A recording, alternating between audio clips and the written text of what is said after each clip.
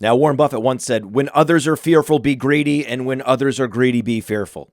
This is the time of year when your league mates are ready to make deals. And many of these deals are made from a position of fear, and you need to trade from a position of strength. We often talk about buy highs. Bijan Robinson looks great, only getting better. Devon Achane, explosive runs and 8 targets a game with Tua Tagovailoa. Terry McLaurin, even when he doesn't get there, he gets there with 2 touchdowns in week 9.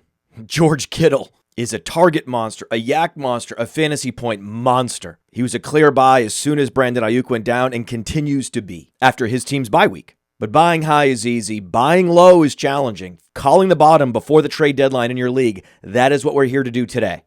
And there are specific teams that fantasy gamers are worried about. The one no one could predict was the Houston Texans. Suddenly the Houston Texans are trending in the wrong direction. Tank Dell has been the number 1 receiver the last couple weeks, just put up well over 100 yards, and yet, not a lot of interest. Nico Collins about to come back from a stint on the IR where people within the Texans organization are thinking, we didn't need to put him on IR in the first place. He'll be back this week, and he will be back at full strength. Nico Collins could be the number 1 receiver in all of fantasy the rest of the way.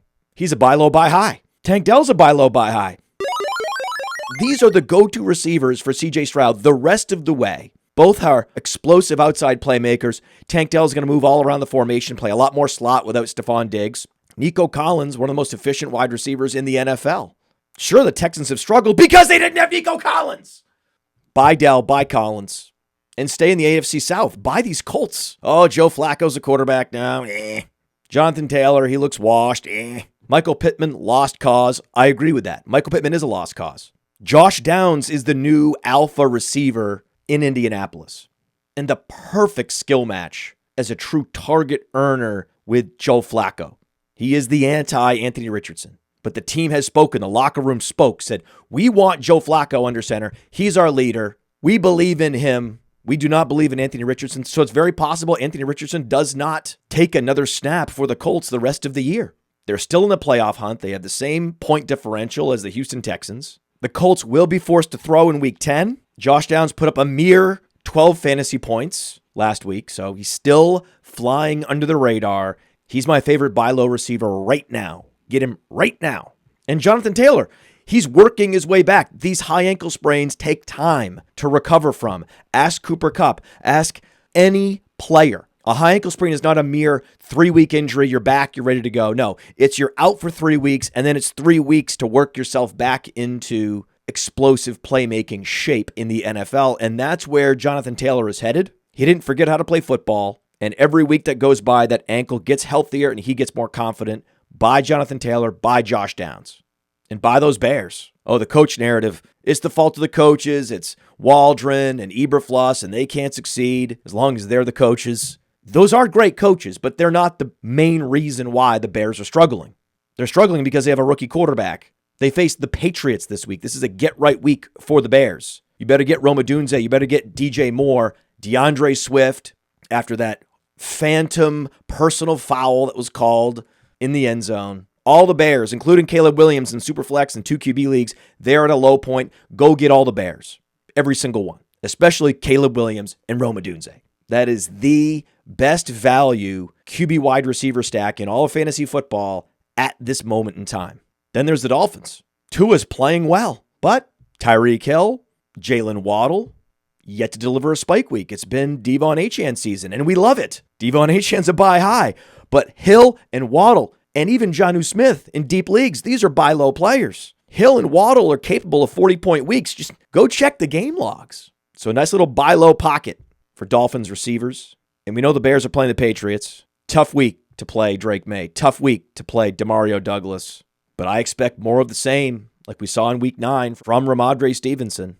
With Drake Maye under center, it's not just the receivers that benefit. It's not just Hunter Henry that benefits. It's Ramondre Stevenson. He's a trade target, as well as Drake Maye in Superflex and 2 QB leagues. He is best comparable to Josh Allen. He looks like Josh Allen out there. Ran for almost 100 yards. But heading into this game against the Bears, low game total, now is the time to strike. And these Jaguars, Doug Peterson, another coach shouldering all the blame. No, Trevor Lawrence is overrated, but Brian Thomas is not. And Brian Thomas working his way back from an injury in week 9, not 100%. With Christian Kirk out week 10, Brian Thomas is in play to be the number 1 receiver in fantasy. The problem with that game is the Vikings have a great defense. I don't trust Trevor Lawrence to push Brian Thomas up into the number 1 wide receiver in fantasy echelon quite yet, but you better get him now. The buy window is open for a couple days, and then it's going to close on Brian Thomas and Evan Ingram. There's fear around this Jacksonville Jaguars team right now. So this is the moment to strike, and that includes Travis Etienne. He's working his way back from injury, and there's this perception that Tank Bigsby is better. He's not. Travis Etienne is an all-purpose running back. He is the primary back there, and yet he's available for nothing in fantasy football. Take advantage of this fear and get greedy. Same with the Buccaneers. Baker Mayfield has no weapons left, but all Baker Mayfield does is score fantasy points. And there's a particular player that should come back from injury in week 10, and that is Jalen McMillan. Jalen McMillan was a mega producer at Washington 2 years ago before suffering from injuries last year, which really propelled Jalen Polk. But ask Rome Odunze how good Jalen McMillan is. He is the number 1 wide receiver for the Buccaneers. That game is a 50-point total at home against the 49ers. My favorite deep streaming option this week, if healthy, is Jalen McMillan. And based on the Darnell Mooney corollary, you're starting him in flex. Do you have an opportunity to start on Alexander Mattison, some fringy running back in flex? Yeah, you might get 10 fantasy points. But you tried that last week with Tank Bigsby. How'd that work out for you?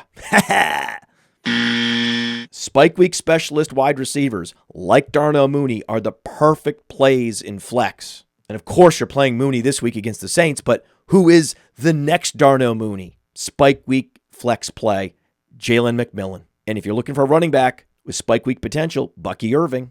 Been fighting through that toe injury, slowly getting healthier. He can break big long runs, score touchdowns.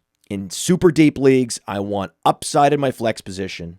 And I'm going to these teams that everyone's terrified to start players from to find that upside in week 10 and add value to my roster for the rest of the 2024 season. And you should do the same. Good luck.